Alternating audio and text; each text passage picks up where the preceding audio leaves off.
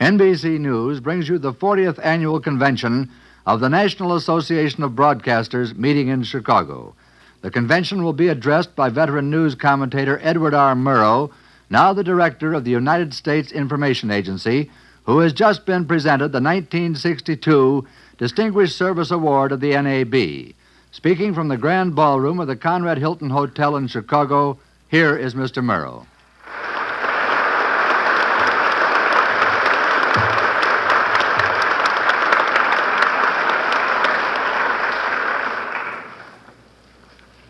Mr. Chairman, sir, Mr. Mayor, Governor Collins, ladies and gentlemen, you have done me great honor, and beggar that I am even poor in thanks. It would require the eloquence of the ancients to make adequate response. However, I would begin by denying a particularly scurrilous rumor. The rumor being that I departed broadcasting because I feared lest my image be somehow blurred by a new program featuring a talking horse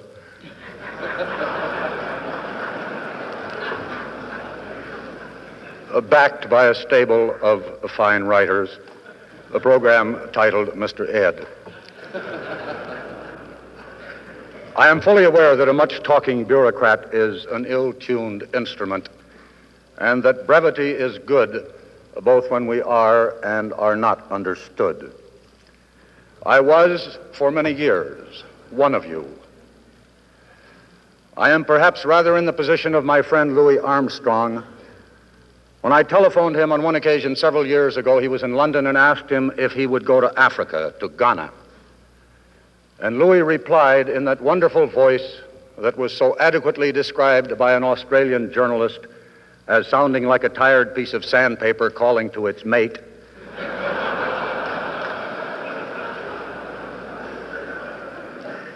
And Louis said, "Daddy, I don't know where that place is you sending me to." And I explained to him that it was Ghana. And he said, "What should I do when I gets there?" And I said, "Louis, you don't have to say anything. Just blow that horn and act natural." And he said, "No, I should ought to say something." And I said, "Well, if you feel like it, you might say you were glad to be on the coast of Africa because probably some of your ancestors were taken from there and sold on the slave market in New Orleans."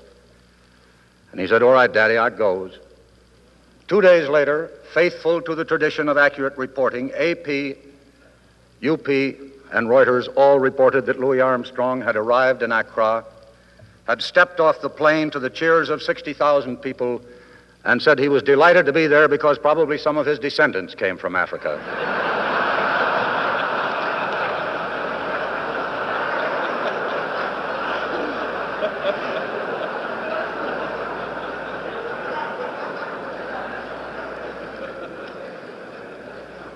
So I am, I suppose, in a sense, a descendant of the NAB.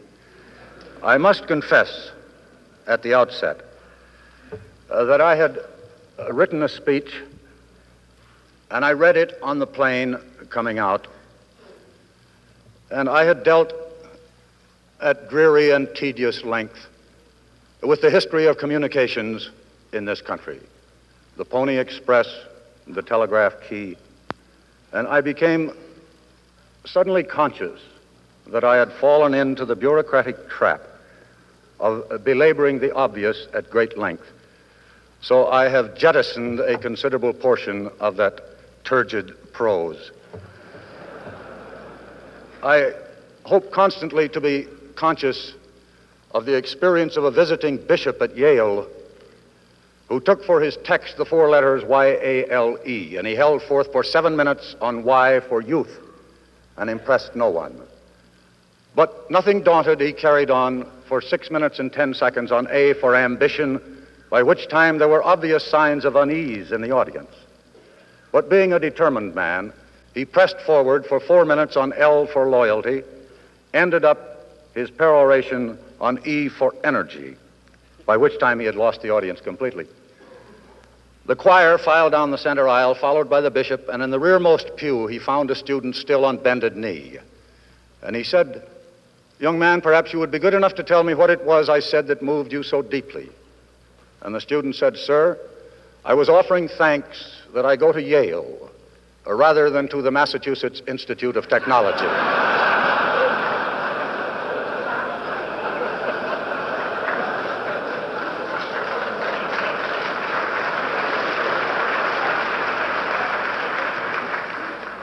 So, having spared you several pages of manuscript, it seemed to me perhaps useful to talk a little of both the present and the future.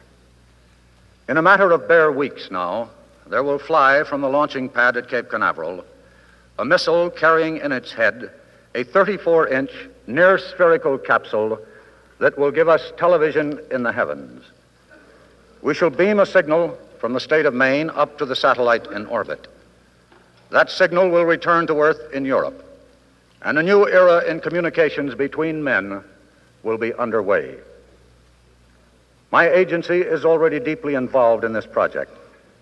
We have been charged by the Space Agency with the program responsibility for the content of that first broadcast. We have already met with the major networks to take the first steps in this exciting project. We are planning for its exploitation abroad by the combined use of all our media: television, motion pictures, radio, press, magazines and pamphlets, exhibits and books. We produce all of them, and in all of them, we shall chronicle this major step forward in the peaceful use of outer space. And the program content and the production will be carried out by a joint group of the three networks. For the first time, man will have conquered the barrier of distance in telecasting. An ocean, a mountain, a desert, 1,000 miles or more, these will be as nothing to the future of television. We shall switch live from Baghdad to Bombay as easily as we do today from Boston to Baltimore. It will mean television live from America to Africa, from Europe to the Far East, all simultaneous and instantaneous.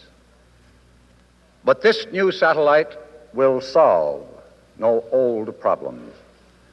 I can think of no one single issue today that will be more manageable due to satellite television. On the contrary, I can think of many issues that will be that much more difficult with global television.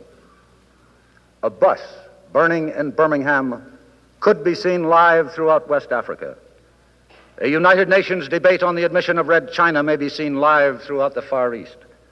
A Geneva conference on disarmament and nuclear testing will go live to the country that has felt nuclear weapons, Japan.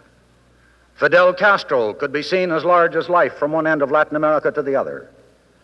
And all of Southeast Asia could be drowned under a torrent of instant Khrushchev direct from Moscow. Gentlemen, global television will not herald the coming of the millennium. And the reason for it is a fact too little acknowledged by many of the gentlemen in the business of communicating. A communications system is totally neutral. It has no conscience, no principle, no morality. It has only a history. It will broadcast filth or inspiration with equal facility. It will speak the truth as loudly as it will speak a falsehood. It is in sum no more or no less than the men and women who use it. And it is here that I suggest the future should give us cause for pause. You gentlemen will share the burden of what this new communication system will have to say.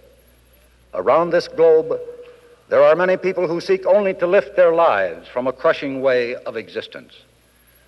There will be many with starving bellies, diseased children, and squalid hovels who will turn with but marginal interest to your new television. And what will you have to say to them? Satellite television will not solve the classic problem of communications since the beginning of time. What are we to say, and how are we to say it? Global television will not bring more wisdom to our minds. It will only give wider dissemination to what our minds have to say. I suggest the problem of what we are to say is one to which the broadcast world might turn its mind, and urgently. These issues have been much on my mind of late, as indeed they have been for the past quarter century. I have not yet reached the age where my own reminiscences fascinate me, but my thoughts go back to Europe in 1936, those years when radio was first beginning to flex its wavelengths. The principal content of international radio to this country then consisted of such tranquillities as the Vatican Choir, Scandinavian folk songs, and the song of a nightingale from a Surrey wood. The development of regular and multiple radio pickup for news broadcasting did not begin until 1938, at the time of the Anschluss in Austria. Sundry other colleagues and I were there for those early days of the then new creation called radio. Our world and this country have traveled a long road since those days. There was Czechoslovakia, Poland, the Low Countries, Dunkirk, the fall of France, the Battle of Britain, Pearl Harbor, Bataan, Corregidor, and then at last, the long road back. There is much that comes to a broadcaster's mind. The hopes we held, the lives we lost, the dreams we deserted, the opportunities we were offered. Some of the memories are still harsh, and there is naught to claim them but our conscience.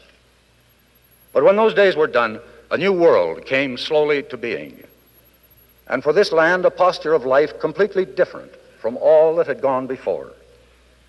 We shouldered the burden of helping distant men reassemble the shattered pieces of their fragmented lives. We fed the hungry, we comforted the broken, and we helped to re-knit the political, social, and economic fabric of nations where it had been so badly torn. We gave aid under a Marshall Plan. For the first time in our history, we sought allies in peacetime under NATO. For the first time in our history, we sought reason and rule over chaos and cacophony under a United Nations. For a country that had been raised on itself with gaze directed inward, this was a wholly revolutionary new posture. We completely reversed the course of our ship of state, and we did it in the full light of free debate. In a democracy, one does not govern long unless one governs the way the governed wish to be governed. We were able to do what we did because the people believed it was right. In some curious, mysterious fashion, I doubt that any of us understand how it comes about. There was a consensus, the making up of a collective mind.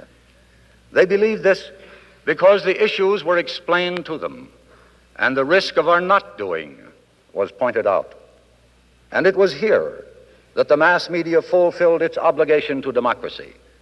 America chose her radical new posture in the post-war world deliberately and out of deliberation. And this was the indispensable contribution of the communications media in an era when our policies became painful and some of our dreams turned to dread.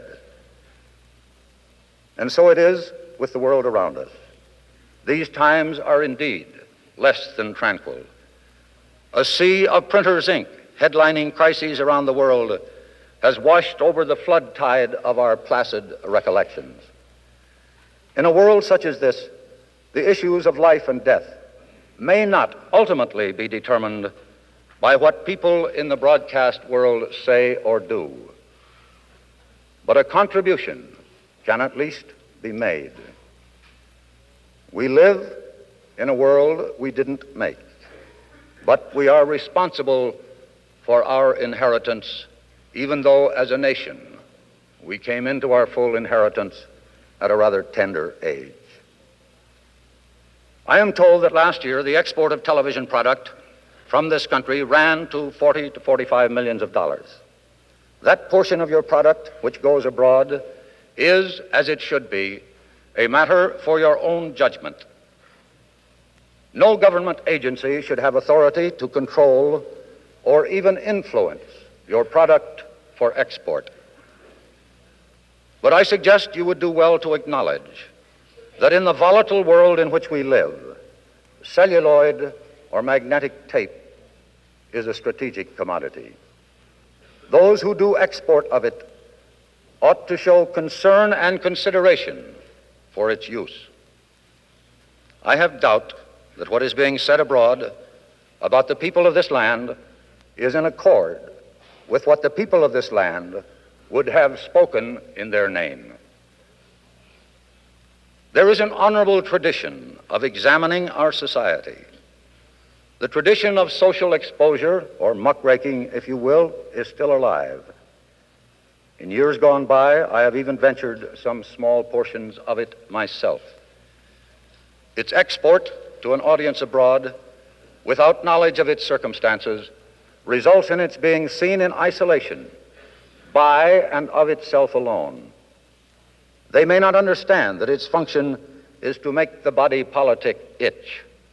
They cannot know that it is meant to criticize and improve, and to so prod the social conscience that the urge to change might in time corrode the misdeeds thus exposed.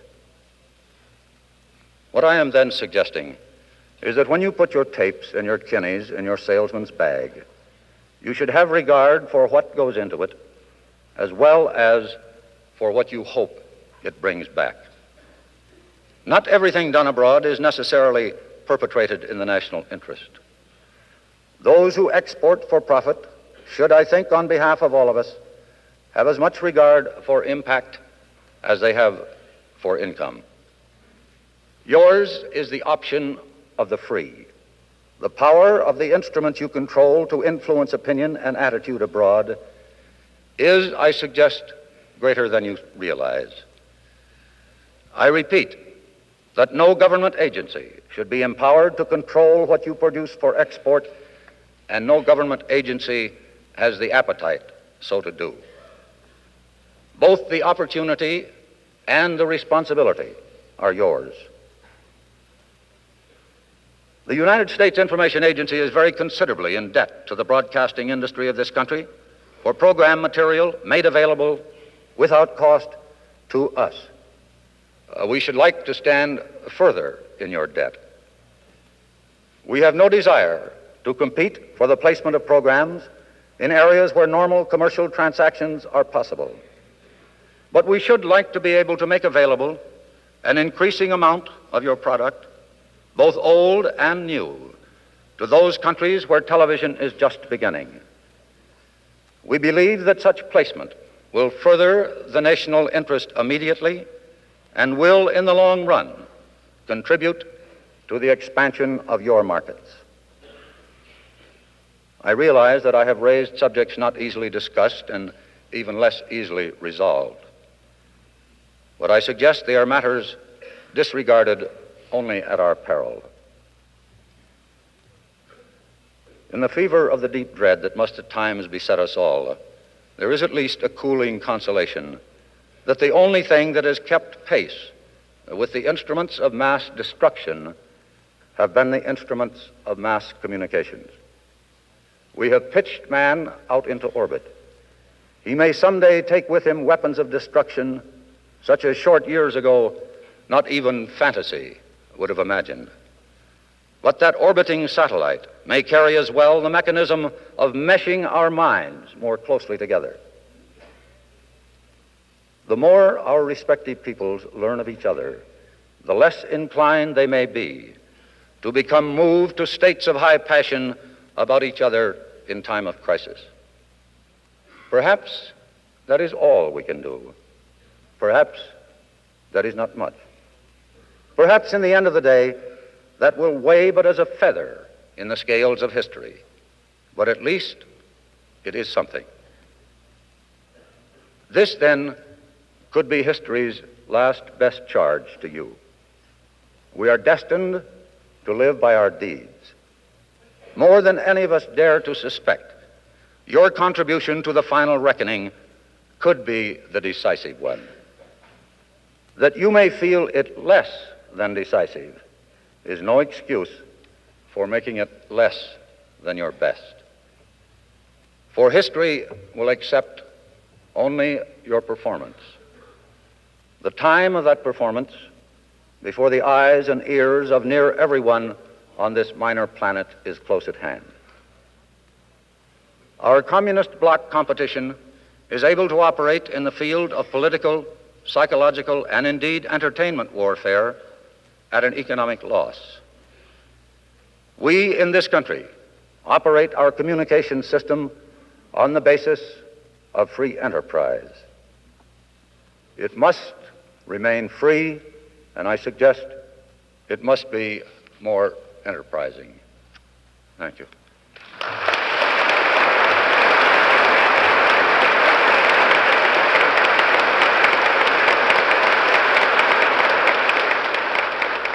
NBC News has brought you Mr. Edward R. Murrow, the director of the United States Information Agency, addressing the 40th Annual Convention of the National Association of Broadcasters in the Grand Ballroom of the Conrad Hilton Hotel in Chicago.